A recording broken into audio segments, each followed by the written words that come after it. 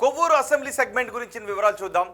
నెల్లూరు జిల్లాలో కొవ్వూరు అసెంబ్లీ సెగ్మెంట్లో గత ఎన్నికల్లో టీడీపీ నుంచి వేమిరెడ్డి ప్రశాంత్ రెడ్డి పోటీ చేశారు. వైసీపీ నుంచి నల్లపరెడ్డి ప్రసన్న కుమార్ రెడ్డి బరిలో ఉన్నారు. ఆ ఎన్నికల్లో వైసీపీ అభ్యర్థిపై వేమిరెడ్డి 54,583 ఓట్ల మెజార్టీతో విజయాన్ని సాధించారు. మరి కూటమి ప్రభుత్వం ఏడాదిన్నర పాలన తర్వాత ఈ సెగ్మెంట్లో జనం ఏమనుకుంటున్నారు? ఎమ్మెల్యే పనితీరుకు సంతృప్తిగా ఉన్నారా? సీఎం పనితీరుకి ఎటువంటి రేటింగ్ ఇచ్చారు? నారా లోకేష్, పవన్ కళ్యాణ్, జగన్ గురించి ఈ నియోజకవర్గ ప్రజలు ఏమనుకుంటున్నారు? ఓవరాల్గా కూటమి ప్రభుత్వంపై జనం మాట ఏంటి? బిగ్ టీవీ ఎక్స్క్లూజివ్ సర్వే రిపోర్ట్లో చూద్దాం. ఎన్నికల సమయంలో కొవ్వూరు నియోజకవర్గ ప్రజలకు ప్రశాంత్ రెడ్డి ఇచ్చిన హామీలు ఏంటో ఒకసారి చూద్దాం. ఇవే ఎన్నికల సమయంలో ఇచ్చిన హామీలు. గ్రామాల్లో సీసీ రోడ్లు వేయిస్తాను, డ్రైనేజీలను నిర్మిస్తాను, తాగునీటి కల్పన చేస్తాను అంటూ హామీ ఇచ్చారు. అసలు తాగునీటి కొరత లేకుండా చెప్తాను అని ఎన్నికల సమయంలో అన్నారు. అలాగే కనిగిరి రిజర్వాయర్ను పర్యాటక కేంద్రంగా అభివృద్ధి చేస్తాము అంటూ ఎన్నికల సమయంలో హామీ ఇచ్చారు. ఇక నియోజకవర్గ యువతకు పెద్ద ఎత్తున ఉద్యోగ అవకాశాలను కల్పించడానికి కృషి చేస్తాం, ఉద్యోగ అవకాశాలు కల్పిస్తామని చెప్పారు. పాటూరులో మినీ చేనేత క్లస్టర్ని ఏర్పాటు చేస్తామన్నారు. రామాయపట్నం అనుసంధానంగా పరిశ్రమలను తీసుకొస్తామని చెప్పారు. అలాగే అక్కడ చికెన్ వ్యర్థాలతో జనం చాలా ఇబ్బందులు పడుతున్నారు. సో చికెన్ వ్యర్థాలను నియంత్రించడానికి కఠిన చర్యలు తీసుకుంటామని చెప్పారు.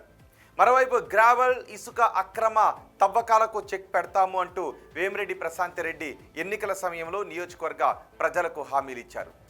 మరి నియోజకవర్గంలో ఇప్పటికీ ఉన్న సమస్యలు ఏంటో ఒకసారి చూద్దాం. ఇవే నియోజకవర్గంలో ఇప్పటికీ కనిపిస్తున్న సమస్యలు. ఇప్పుడు ఎన్టీఆర్ కేటాయించిన ఇళ్లలోనే పేదలు ఇప్పటికీ నివాసం ఉంటూ ఉన్నారు. ఎస్టీలకు కేటాయించిన ఇల్లు ప్రస్తుతం శిథిలావస్థలో ఉన్నాయి. కొత్త ఇల్లు మంజూరు చేయాలి అని జనం కోరుకుంటున్నారు ఈ నియోజకవర్గంలో. అలాగే విద్యా వ్యవస్థకు సంబంధించి కొన్ని సమస్యలు ఉన్నాయి. స్కూళ్ళకు సంబంధించి కొడవలూరు మండలంలో ఒకే ఒక్క ఏకలవ్య మోడల్ స్కూల్ ఉంది. ఎస్టీ విద్యార్థులకు మరిన్ని రెసిడెన్షియల్ స్కూల్స్ అవసరమని అడుగుతూ ఉన్నారు. ఇక చాలా గ్రామాల్లో ఫ్లోరైడ్ సమస్యలు ఎక్కువగా ఉన్నాయి. రక్షిత మంచినీటికి ఇప్పటికీ జనం ఇబ్బందులు పడుతూనే ఉన్నారు, మంచినీరు దొరక్క. ఇక పడవల తరలింపులో మత్స్యకారులకు కొన్ని ఇబ్బందులు కలుగుతున్నాయని చెప్తున్నారు. పూర్తిగా బురదతోనే నిండిపోయింది పైడేరు ఛానల్. దీంతో మత్స్యకారులు ఇబ్బందులు పడుతున్నారు. ఫిషింగ్ జెట్టి నిర్మిస్తే పడవలను నిలపడానికి అవకాశం ఉంటుంది, సౌకర్యవంతంగా ఉంటుందని మత్స్యకారులు చెప్తున్నారు. సిల్ట్ కారణంగా అక్కడ సులభంగా పడవలు కదలలేకపోతున్నాయని అంటూ ఉన్నారు. ఇక బ్రిటిష్ కాలం నాటి పీటర్ కాలువతో సమస్యలు వ్యక్తమవుతున్నాయి, సమస్యలు కనిపిస్తూ ఉన్నాయి. ఇవి ప్రధానంగా ఈ నియోజకవర్గంలో ఉన్న సమస్యలు. ఇక ఎమ్మెల్యే పనితీరుకు జనం ఏమనుకుంటున్నారు? ఆమెకు పాజిటివ్గా ఉన్న అంశాలేంటి, నెగిటివ్గా ఉన్న అంశాలేంటి ఒకసారి చూద్దాం. ముందుగా పాజిటివ్గా ఉన్న అంశాల గురించి మాట్లాడుకుందాం. ఇవే పాజిటివ్గా ఉన్న అంశాలు. విపిఆర్ ట్రస్ట్తో ఫ్లోరైడ్ ప్రాంతాల్లో వాటర్ ప్లాంట్లు ఏర్పాటు చేశారు, మంచినీరుని అందించే ప్రయత్నం చేస్తూ ఉన్నారు. అలాగే పెన్నా నది వెంట రిటైనింగ్ వాల్ నిర్మాణంలో పురోగతి కనిపిస్తూ ఉంది. మరోవైపు ఇందుకూరుపేట మైపాడు బీచ్ రోడ్డు 4 లేన్లుగా అభివృద్ధి చేస్తున్నారు. అలాగే మైపాడు బీచ్ను సందర్శించే టూరిస్టుల సంఖ్య పెరగడం ఒక సానుకూలమైనటువంటి అంశం. ఇక చాముండేశ్వరి ఆలయానికి భక్తుల తాకిడితో రోడ్డు వెడల్పు చేశారు. అలాగే పాతూరులో మినీ చేనేత క్లస్టర్ ఏర్పాట్లో పురోగతి కనిపిస్తూ ఉంది. ఇవన్నీ ఎమ్మెల్యేకు నియోజకవర్గంలో పాజిటివ్గా ఉన్న అంశాలు.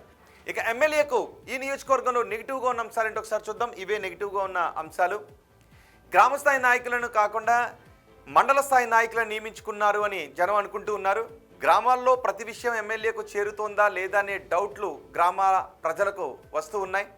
అలాగే అక్కడ 2 వర్గాలు ఉన్నాయి, పార్టీలో 2 వర్గాలుగా కనిపిస్తూ ఉన్నాయి. పొలంరెడ్డి, వేమిరెడ్డి వర్గాలుగా పార్టీ కేడర్ విడిపోయిన పరిస్థితి కనిపిస్తూ ఉంది. ఇక ఇసుక అక్రమ రవాణాకు ఎమ్మెల్యే చెక్ పెట్టలేకపోతున్నారు అనే మాటలు వినిపిస్తూ ఉన్నాయి. కూటమి నాయకుల్లో సఖ్యత లేకపోవడం ఒక ప్రధాన సమస్యగా కనిపిస్తుంది. ఇవి ఎమ్మెల్యేకు నియోజకవర్గంలో నెగిటివ్గా ఉన్న అంశాలు. మరి ఎమ్మెల్యే పనితీరుకు ఎన్ని మార్క్స్ వేస్తున్నారు నియోజకవర్గ ప్రజలు ఒకసారి చూద్దాం. చాలా బాగుంది అని 2% మంది జనం చెప్తున్నారు. బాగుంది అని 12.6% మంది జనం అంటున్నారు. పర్వాలేదు అని 65.3% మంది జనం చెప్తున్నారు. బాగాలేదు అని 17.6% మంది జనం చెప్తుంటే అస్సలు బాగాలేదు అని 2.5% మంది జనం అంటున్నారు. అంటే దగ్గరగా 20% మంది జనంలో కొంత అసంతృప్తి కనిపిస్తోంది. మిగిలిన 80% మంది జనం సంతృప్తిని వ్యక్తం చేస్తున్నారు. ఇక ముఖ్యమంత్రి చంద్రబాబు పనితీరుకు ఈ నియోజకవర్గ ప్రజలు ఎన్ని మార్క్స్ ఇస్తున్నారో చూడండి. చాలా బాగుంది అని 15% మంది జనం చెప్తున్నారు.